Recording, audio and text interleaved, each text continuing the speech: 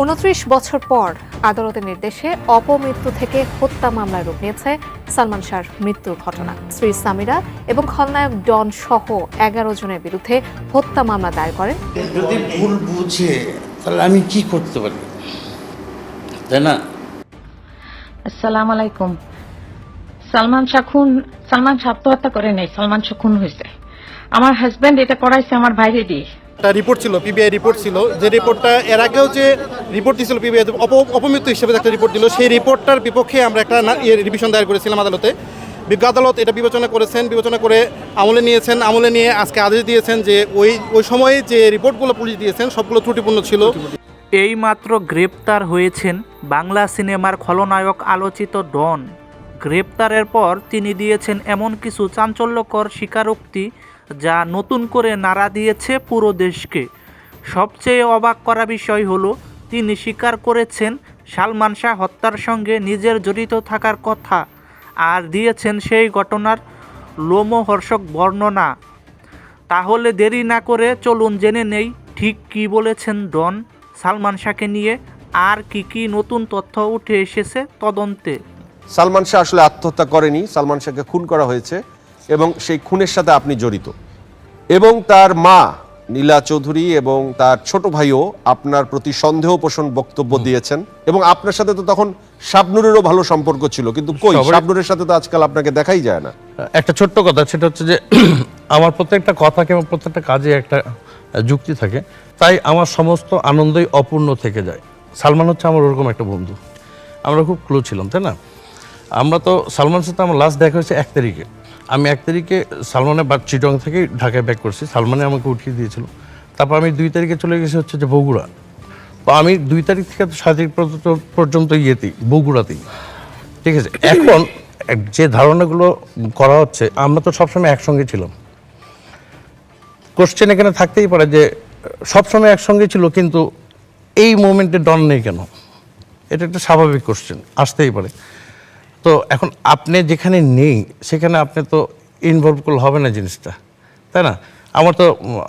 আমাদের প্রশাসন ওনারা খোঁজ নিয়েছেন আমি করেছিলাম, কী করেছি এই কয়েকদিন, তাই না? তো প্রশাসনকেও তো আমি 160 পুরো জবানবন্দিও দিয়েছি যে আমি কোথায় ছিলাম, সালমানকে, সালমানের সাথে আমার কীরকম রিলেশন, সালমান আমার কীরকম ফ্রেন্ড, ঠিক আছে, সব কিছু দাওয়ায় আছে, সব কিছু খোলাসা করা আছে। কিন্তু আমি তো 1 তারিখে যখন সালমান আমাকে উঠিয়ে দিল, সালমান আর ভাবি আমাকে চিটাং ডলফিন হচ্ছে যে কাউন্টার থেকে আমি চলে আসলাম। 3 তারিখে হচ্ছে যে শিবলি সাদিক ভাইয়ের হচ্ছে যে একটা ছবির সেটের কাজ ছিল সালমানের। আমাকে খালি বললো যে শিবলি ভাইকে তুই যে বলবি যে আমি সকালের ফ্লাইটে এসে 9টার সময় 10টার সময় সেটে ঢুকবো। আমার লাস্ট কথা সালমানের সাথে। তারপরে আর আমি তো 10 তারিখ পর্যন্ত বগুড়া। তো কেন উনি আত্মহত্যা করেছিল, আসলে কারণটা কি একদম ক্লিয়ার বলেন? পারিবারিক কিছু দ্বন্দ্ব ছিল। কি সেটা ছিল, সেটা একটু ক্লিয়ার করে বলেন। এখন আমি তো সালমানকে মানে 2-3 বছরের মধ্যে ওর মাকে মা ডাকতেই দেখিনি। মায়ের প্রতি একটু মানে বিতৃষ্ণা ছিল ওর, কারণ হচ্ছে যে প্রায় রাগারাগি মারামারি হতো, কারণ আমি তো কাছে থাকতাম, সবাই জানে যে আমি সবসময় কাছে থাকি। সবাই মারামারি কার সাথে হতো? মার সাথে হতো, ফ্যামিলিগতভাবে ভাবির সাথে হতো, ফ্যামিলিগতভাবে মার সাথে হতো। এখন ঘটনা এই বেশি ভিতরে তো তোমাকে জিজ্ঞেস করা যাচ্ছে না যে হোয়াট ইজ দ্য রিজন, কেন মারামারি করতেছো কিংবা কি করছো, তাই না? মারামারিটা হতো, হ্যাঁ, আমি একদম বেশ কয়েকবার দেখছি আমার সামনে, আমি আটকে গেছি অনেকবার। কিন্তু এখন স্বাভাবিক ব্যাপার, তুমি যদি বলো আমার এই বিষয়ে কোনো কথা বলিস না কিংবা হাত দিস না, তাহলে তো যাওয়া যায় না। একজন ছেলে কখন তার মাকে মারতে পারে তোমার বুঝতে হবে, you have to understand, right? Salman Shah ভাইয়ের সাথে তার ওয়াইফের দ্বন্দ্বটা কোথায় ছিল?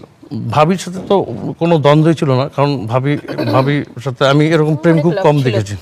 আমি ওরাও জানে, মানে এরকম প্রেম খুব কম দেখছি, মানে দুজন কেমন ভালো। কিন্তু মেন্টালি যে ফ্রাস্ট্রেটেড ছিল মনে করেন ফ্যামিলিগতভাবে, মানে আপনি বলতে যাচ্ছেন ওনার সমস্যা ছিল ওনার মার সাথে? এক্স্যাক্টলি, কারণ আপনারা হয়তো তখন দেখবেন, কারণ উনি তখন জাতীয় পার্টি করতো বোধ খুব সম্ভবত, তখন উনি খুব ফেমাস ছিলেন জাতীয় পার্টিতে। আমাদের রাষ্ট্রপতি ছিলেন তখন এরশাদ সাহেব। নানান কারণ তখনকার পেপার পত্রিকা ঘাটলে আপনি দেখবেন যে কীরকম পরিস্থিতি ছিল, মানে উনি অ্যাজ এ পলিটিক্যাল লিডার হিসেবে কী ছিল, উনি কী করতেন, দেখলেই তখন বুঝবেন যে আসলে প্রবলেমটা কোথায়। এখন আমার একটা যেহেতু কথা তুলেছো জয়, তুমি অনেক ট্যালেন্ট, কথা যেহেতু তুলেছো আমি বলেই দিই। কারণ কি, আমি সারাদিন শুটিং করলাম, আমরা আরও ইয়াং ছিলাম, আরও ছোটো ছিলাম, সালমান ছোটো ছিল, সালমানের মাও ছোটো ছিল ন্যাচারালি। এখন ঘটনা হচ্ছে আমি আমার মাকে শুটিংয়ের পর খুঁজতেছি, আমার মা কোথায়। তারপর খুঁজতে খুঁজতে হয়তো রাত 2-3টার দিকে যে কোথাও এক জায়গায় পেলাম কোনো অফিসে, মনে করি বিহার অবস্থা। তখন তো আমার আরও আগে, অনেক আগে মরে যাওয়া উচিত। আমি হলে তো আরও আগেই মারা যেত, কিন্তু এটা দিস ইজ নট ফেয়ার। আমি আমার যতটুকু, আমি তোর সাথে সবসময় থাকতাম, ম্যাক্সিমাম টাইম থাকতাম। তা আমার কথা হচ্ছে যে আমি কাজ টাজ করে শুটিং টুটিং করে রাত্রবেলা যেহেতু আমার মাকে খুশি মা করি, মাঝে মিটিং নিয়ে ব্যস্ত আছে কিংবা গসিপ আড্ডা মারতে হতো। তো এটা তো মানে আমি কেন একজন সুস্থ মস্তিষ্কের কোনো ইয়াং ছেলে পছন্দ করবো না? করবে? আমি আমি আমার বন্ধু সুষ্ঠু বিচার চাই, এক নম্বর, যেহেতু আমার বন্ধু। আর আমি যেহেতু সুষ্ঠু বিচার কেন চাচ্ছেন? যদি উনি আত্মহত্যা করে থাকেন তাহলেও সুষ্ঠু বিচার কেন? হ্যাঁ, তাহলেও মনে করেন যদি সুইসাইড করতে থাকে, করেও থাকে, তাহলে হচ্ছে যে সুষ্ঠু তদন্ত চাই আমরা। কেন, হোয়াট ইজ দ্য রিজন, তাই না? আরেকটা কথা হচ্ছে যদি অন্য কোনো ক্রাইম হয়ে থাকে, এটারও আমরা সুষ্ঠু বিচার চাই। আসুক, ইনভেস্টিগেশন আসুক, সবাই ইনভেস্টিগেট করুক, দেখুক তখন কি প্রবলেম। কারণ আমি তো তখন ছিলাম না, তখন তো আমি বগুড়াতে, তাই না? তারপরে এত বছর তো ছিলাম একসাথে, আমি তো দেখেছি সালমানকে ফ্রম বিগিনিং, ইমন থেকে সালমানের সাথে, তাই না? আমারও ফার্স্ট মুভি সালমানের সাথে। তো আমরা তখন থেকে একসাথে ছিলাম, একসঙ্গেই থাকতাম। আমি ম্যাক্সিমাম টাইম ওর বাসাতে থাকতাম। কিন্তু ঘটনা হচ্ছে যে ওর ফ্রাস্ট্রেটেডটাও তো কিছু কিছু ব্যাপার আছে যা কেউ কাউকে বলতে পারে না। কিছু কিছু ভিতরে ব্যাপার থাকে না, হয়তো বলতে চাচ্ছে না, আমি কেন জিজ্ঞেস করবো, তাই না? শাবনূরের সাথে কোনো সম্পর্ক তার ছিল? Salman as a hero, top most famous hero, ওর সাথে সব হিরোইনরা কাজ করার জন্য তো উদ্গ্রীব থাকবেই, তাই না? এখন আর শাবনূরের সাথে যে সম্পর্কের কথা বলছো, এটা তো ফিল্ম রিলেটেড, সবার সাথে, সব হিরোর সাথে সব হিরোইনের একটা রিলেশন থাকে। তা নিয়ে কি তার ওয়াইফের কোনো ইনকোয়ারি বা প্রবলেম ছিল বা কোনো সন্দেহ ছিল? এখন তুমি মিডিয়াতে কাজ করো, তুমি জানো, মনে করো আমরা আড্ডা মারছি কিংবা শুটিং করছি, শুটিংয়ের ফাঁকেও আমরা আড্ডা মারি অনেক, শুটিং করছি, এর মধ্যে হয়তো ফিল্মের লোক যাদের জেলাসি আছে হয়তো বা শাবনূরের নামে হয়তো বা ভাবিকে বললো যে ভাবি সালমান ভাই, শাবনূর ভাই এমনি এমনি, বুঝছো না আমাদের ফিল্ম যা হয়, এরকম হতে পারে। এরকম দেখে আসছি, এগুলো স্ক্যান্ডাল তো থাকবেই একজন সেলিব্রিটি। তো শাবনূরের সাথে তো তুমি প্রোগ্রাম করেছো, শাবনূর তো বলছি, তাই না? রিলেশন তো হিরোর সাথে হিরোইনদের থাকবেই, নাহলে ছবি কেমন হবে? এটা প্রেম টেম না, মানে এই নিয়ে পারিবারিক কোনো দ্বন্দ্ব না, ছিল না?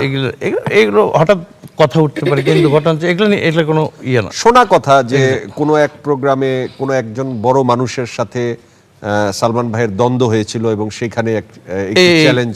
এই বিষয়ে জানি না, কিন্তু এরকম কোনো ঘটনা হলে বলতো সালমান আমাকে, যেহেতু আমি তখন সবসময় ওর সাথে থাকতাম ম্যাক্সিমাম টাইমে।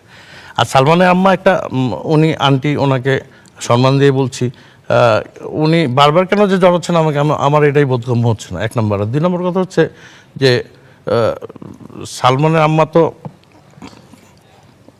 শুধু বারবার আমার কথা বলছে যে ডনকে ধরাচ্ছেন না। আমি তো আছি বাসায়, আসেন আমাকে নিয়ে যান, আমাকে বলেন কোথায় কি বলতে বলেন, তাই না? আমার সৎ থাকলে আমি বলবো, এবং বলছিও তোমাকে, তাই এরকমভাবে আমি কোথাও বলিনি, তোমাকে বললাম।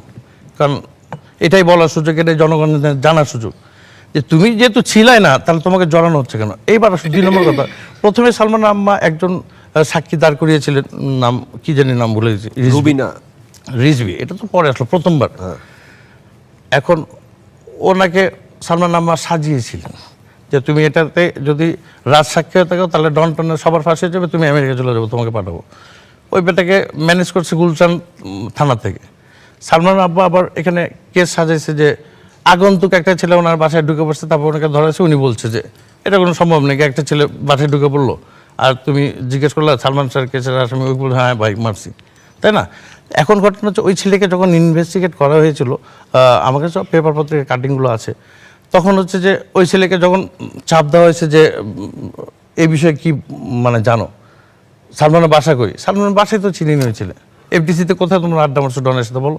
এফডিসি ভাই আমি এই প্রথম আসলাম এফডিসি, তাহলে তখন বুঝছো না, তখন বলছে, তখন ডিটেলস ঘটনাটা তাহলে বলছে। সালমান শাহ ভাইয়ের মার আপনার প্রতি বিতৃষ্ণার কারণ কি, বা আপনার প্রতি ক্ষোভের কি কারণ? একটা আমার চিন্তাধারা থেকে যেটা চিন্তা হচ্ছে সেটা হচ্ছে যে সবসময় একসাথে ছিলাম, তখন কেন থাকলাম না, এরকম একটা কোশ্চেন থাকতে পারে ওনার মায়ের মাথার মধ্যে, তাই না? আর 2 নম্বর কথা হচ্ছে যে হয়তো ডন অনেক কিছু জানে, কিন্তু কিছু কিছু ভিতরের কথা তো তুমি তোমার বন্ধুকেও বলবো না। আমি যে কারণগুলো দেখছি সালমানের সাথে, সালমানের বাসায় সালমান বাসাতে থাকতেই মন চায় না সালমান, একটু পর পরে শুটিং না থাকলে দোস্ত একটু গাড়ি নিয়ে বেরোবো, আবার গেল হয়তো লং ড্রাইভে। কিন্তু ঘটনা হচ্ছে যে একটা ছেলে এত টপমোস্ট সুপারস্টার থাকা অবস্থায় এই প্রবলেমগুলো কেন ফেস করবে, এত পেইন মাথার মধ্যে নিয়ে। এদিকে হয়তো বা পারিবারিক দ্বন্দ্ব, যেরকম প্রায় সালমানের আম্মা ফোন করে সালমান শাশুড়িকে গালাগালি করতো। কেন জানি না, হয়তো মেন্টালি দিক থেকে মেন্টালি হয়তো আপসেট থাকতো ম্যাক্সিমাম টাইম। এটা রাত্রে বেশি হইতো, তুমি তো বুঝতেই পারছো যে না, আপনি একটু খোলাসা করে বলেন, রাত্রে বেশি হতো মানে কি? তো আমরা শুটিং দিয়ে গেছি যে সালমান আম্মা বললো যে রুচি এই বললো আরে কি বলছো, তুমি ফোন করছো কেন, এই লাগলো সালমানের সাথে। সালমান আম্মা হয়তো বা নর্মাল অবস্থায় কি অ্যাবনর্মাল অবস্থায় ফোন করতো, ঠিক আছে।